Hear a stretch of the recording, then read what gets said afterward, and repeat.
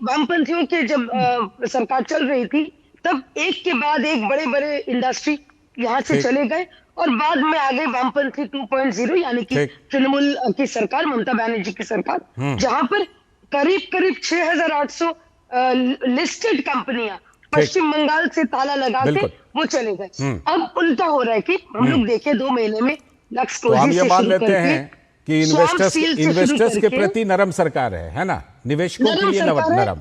गरम किसके लिए? इन्वेस्टर्स नहीं, पश्चिम बंगाल की जनता के लिए भी, क्योंकि अच्छा, हमारा जनता के लिए वादा ठीक था जो माइग्रेंट लेबरर्स है वो ठीक पश्चिम बंगाल से बाहर नहीं जाएंगे, पश्चिम बंगाल में ही रहेंगे।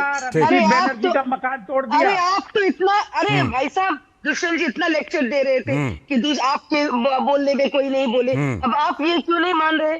यही है कांग्रेस की खामियां, आप लोग जो कहते हैं वो मानते नहीं है और जो मानते हैं वो कहते नहीं है। ये आपकी खामियां हैं या आपकी खूबियां, आप समझ लो।